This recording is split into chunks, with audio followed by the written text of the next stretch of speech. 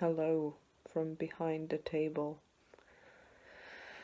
Right. So today is my last day. Last full day in Poland. No, not in Poland, in Katowice, in my home city. And I couldn't sleep last night again. So I was doing the logistics. I'm very good in logistics. Everybody knows that. So in order to save 10 quid, I sometimes spend 50 quid so I can visit one city on the way to somewhere and then say I got the value out of it. So then I just kind of go around Europe to get somewhere. And this is very, very funny. And then I end up not really saving money because then you have to count in, traveling to airport, from airport, luggage, train, bus, dinner on the way, and actually all this together is funny. It is really funny. So I'm gonna do something really bad.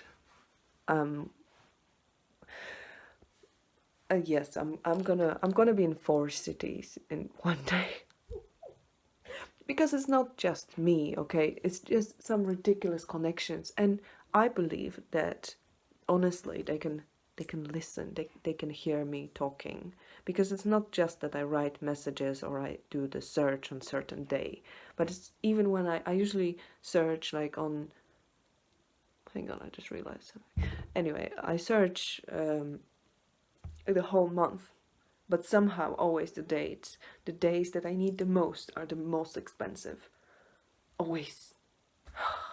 Anyway, it just comes with the package of digital nomading and stuff. So I have to just, I have to take responsibility and just accept it as it is. I wanted an adventurous life, so now I have it. Not gonna sleep for a week, but it's fine. No, I'm very excited. It's gonna be fun. It's gonna be fine. Just fine. There's something else I wanted to say. Last day, Katowice, disastrous trip, nothing happened. I got exactly nothing out of this place, but I suppose it was needed, even if I just came here um, to clean some boxes. It's still, cathartic in a way.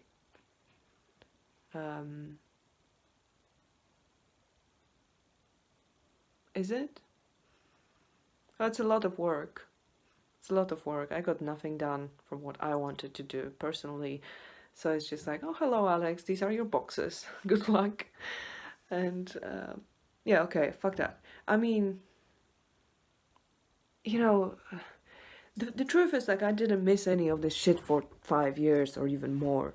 So, I can live. It was more important as a symbol, and I suppose. But enough of that. Why am I still talking about this shit? I had a dream.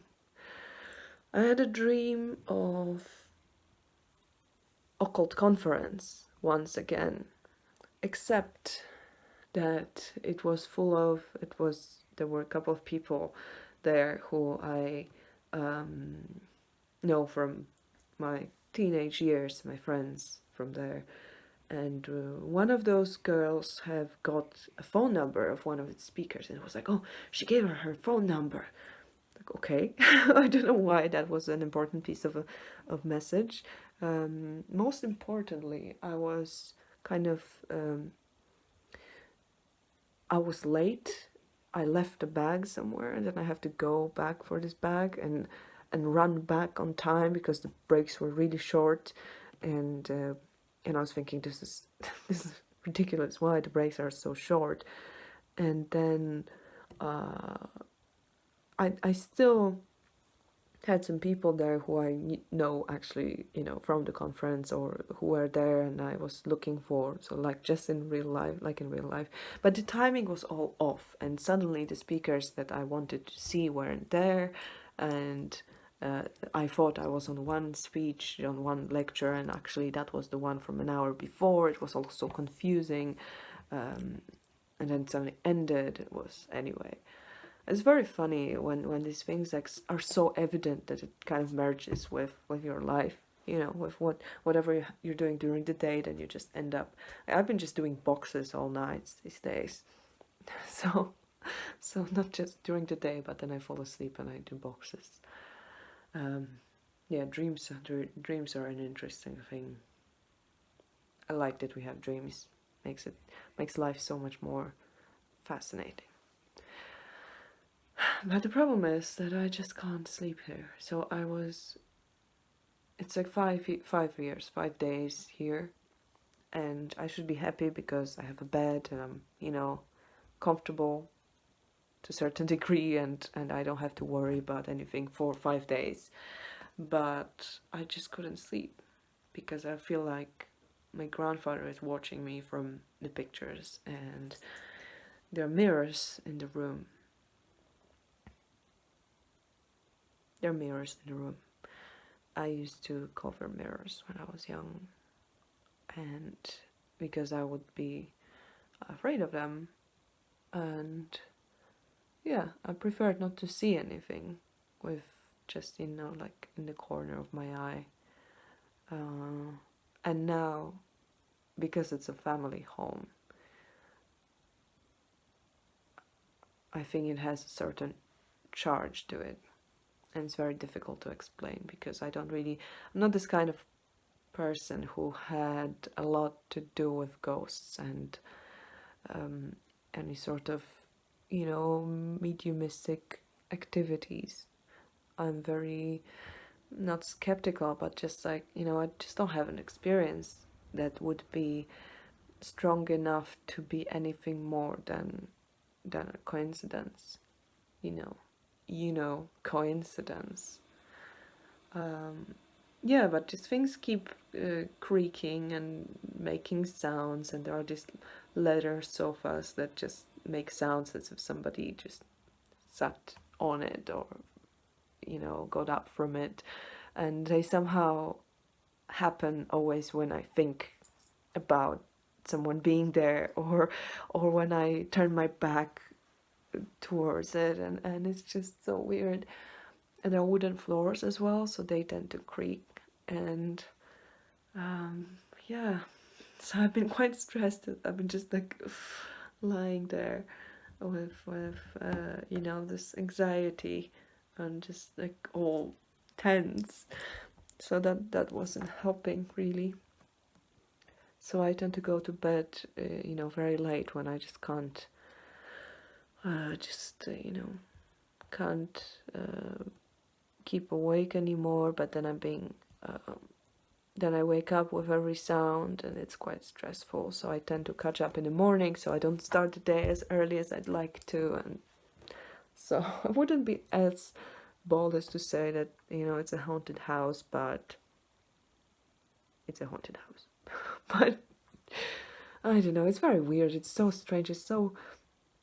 Actually, it's much less alive than I remember it as a kid. It used to be full of magic for me, magical objects, and I don't know where the fuck did they all go, really. Like my mom, after a divorce, she just put all the furniture here, and whatever she saved from our house, she just kind of crammed into this space. And it's just pissing me off because like my entire family, they always complain about stuff, and they're always like, oh, there's no space, there's no this and there's no that, and they have all this kind of objects and all these things and stuff that, like not everybody has this shit. Like not everybody has a house. Do you know how people live? It's really annoying. Fucking hell. It's like, to be fair, it was quite a shock for me as well when I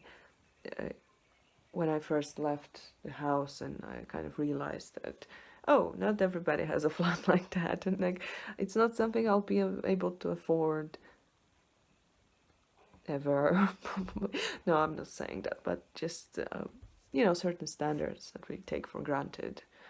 And if we never explore different realities, we just think that this is what's normal. But yeah, there is no distance, there is definitely no gratitude for that here. But yeah, there is stuff, but the stuff has, of course, it's because I changed as well. If you are wondering, by the way, if I'm getting somewhere with it, I'm probably not. I'm probably just talking to, I don't know, for myself, to hear my own voice. But so there are things I recognize from childhood, but they are now they kind of dead. They're without a context, without a place. They're just stored here. And the things that I love the most are either broken, gone, lost. So it's not just my stuff, but that was one thing friends of mine know that pissed me off so bad. My grandparents used to have an entire collection of antlers and horns and skins, animal skins, things like that.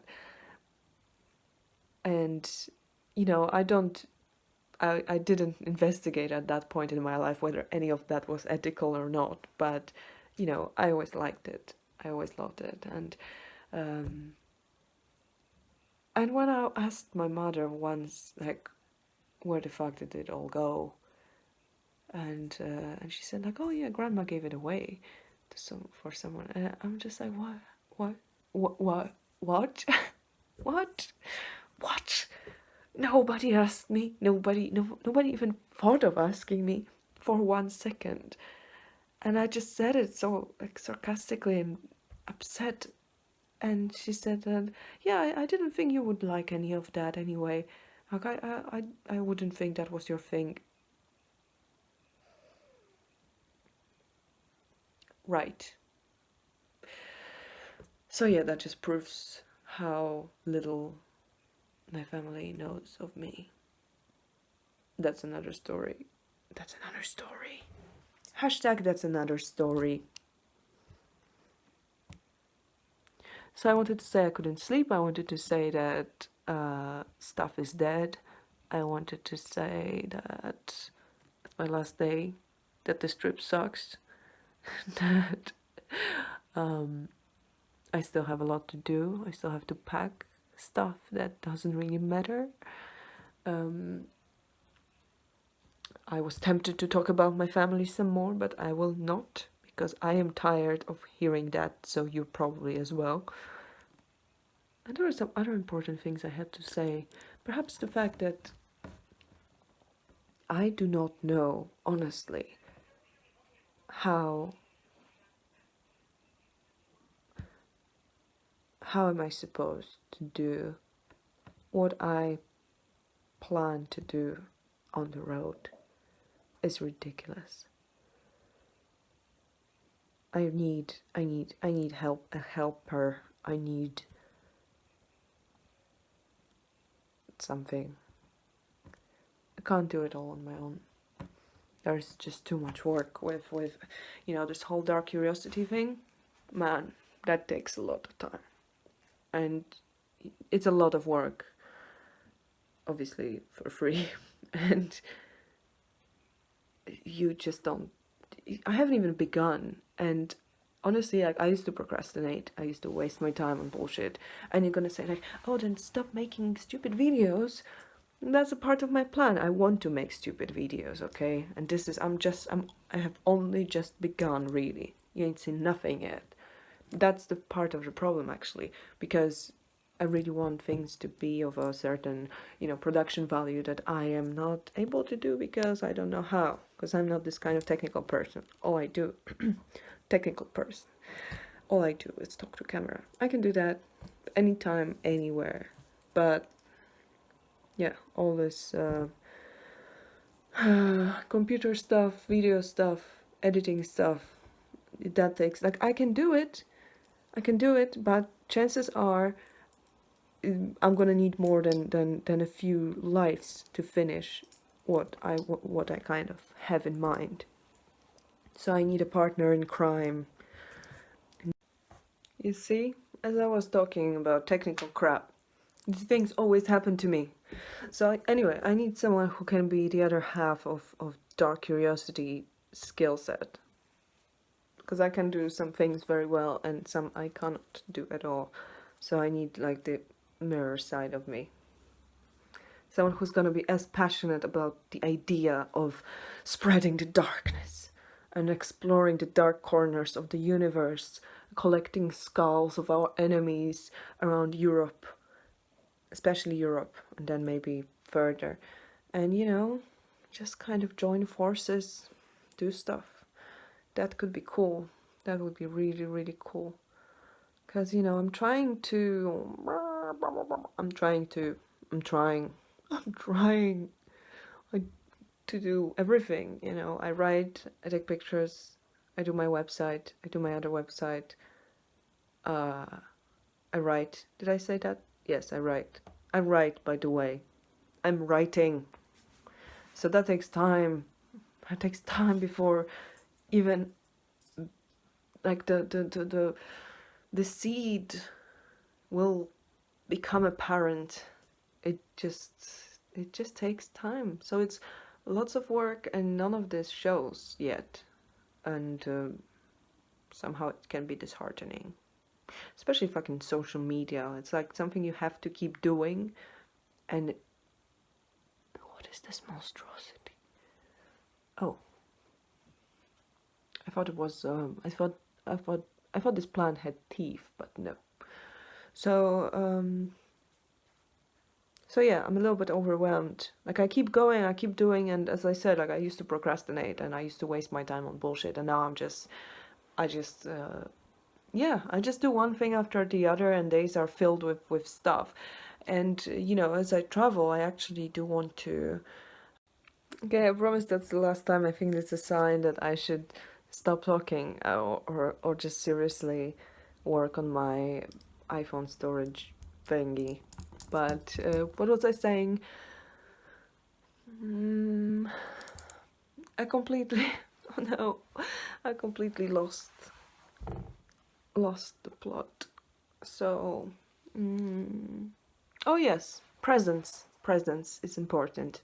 So I do not, whatever I'm doing, I'm trying to be present. I don't want to be with my nose in my iPhone all the fucking time and just being on social media and like, I already have trouble concentrating. Thank you very much. I just don't want to have, yeah, I'm not a fucking robot. I really want to be in the moment, and as much as I want to share everything, as much as I can, it misses the point if I'm not even there. I have to be there in the first place. I have to feel things to in order to do this, like really to help to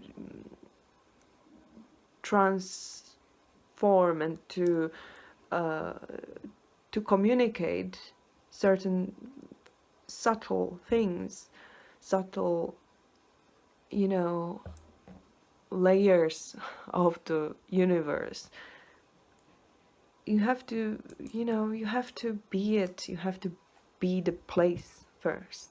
And you can't be the place. You can't become what's around you if you are distracted by by your phone or your, it's really hard. I know people do that and I don't fucking know how. If you have any advice, please, please go ahead. Or if you are a person who would like to help me and travel with me and go and talk about skulls, that would be great as well. So let me know, because I'm open for possibilities. And there are other projects as well that are coming up. So that's like not just Dark Curiosity. I mean, it's all kind of Dark Curiosity world universe, and that's why I made it, because it's so it can it can be a lot of things that make sense together but are diverse enough to kind of to include the entirety of my dark mind, so they are not they don't uh, exclude each other. So whatever springs to my mind probably has its place in Dark Curiosity. So there we go. Okay. I should talk about Dark Curiosity some more. I'm really willing to talk about Dark Curiosity some more. What should I do? I should stop talking for now, and I will be back when I after some boxes, maybe. Anyway, see you later. Take care.